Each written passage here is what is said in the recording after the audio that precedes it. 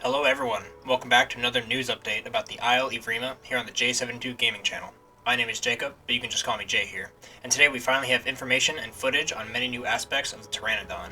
As we watch our flappy boy here fly around in the background, I'd first like to start off by mentioning that if you like this type of content from me and want to see more updates about the Isle Evrima as the patches come rolling out, consider dropping me a subscription as it helps a ton. But enough of that YouTube stuff, let's get into some Pteranodon footage.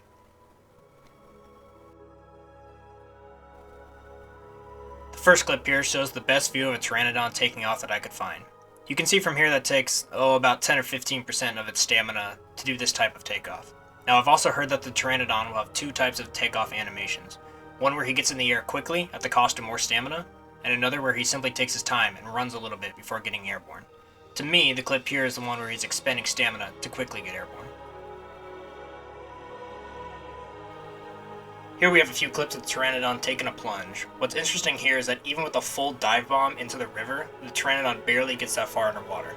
I wonder if this is a mechanic designed to help the player get back out of the water quickly, as having the dinosaur unable to get underwater easily will be a beneficial game mechanic, albeit a bit of a takeaway from the player choice. But it remains to be seen until we actually get these guys in our hands to test ourselves.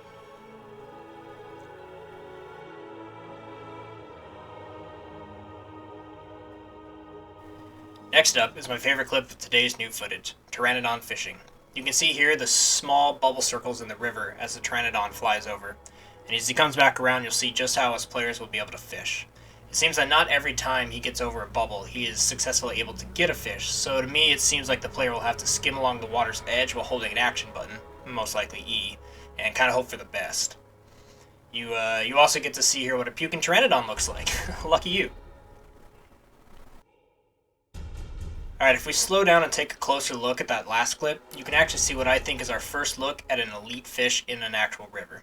You can see two of them, one each in the two collections of bubbles. What I make from this is that the elite fish may spawn with the other smaller fish, but are obviously there for different sized dinosaurs to prey on.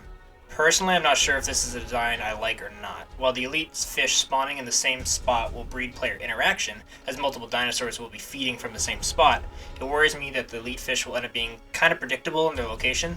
I'd hope the elite fish would wander through the rivers or lakes of Evrima and be a little bit harder and rarer catch for our aquatic dinosaurs, but perhaps this is the only for testing purposes, and they will actually be a little bit more spread out once the update rolls out. The devs also shared with us a clip of how the Pteranodon will attack on the ground. To me, this seems similar to how the Deinosuchus animation played out, which means it's also similar to how the Stego tail swipe works. What I mean by this is the player will look in a certain direction, and the dinosaur will automatically lunge smoothly in that direction. It's good to see that all the animations of our playable dinosaurs have a cohesive movement system, which is similar enough for players to have a seamless and fluid play experience, while still making each dinosaur animation look clean and realistic. Well done on this one, animators. These last few clips are taken in the dev test world, and we get to see our first look at the Utah AI. I know these are still a work in progress, so I don't want to critique them too much yet, but as this clip plays out you can tell just how successfully the AI is able to hone in and track down the player.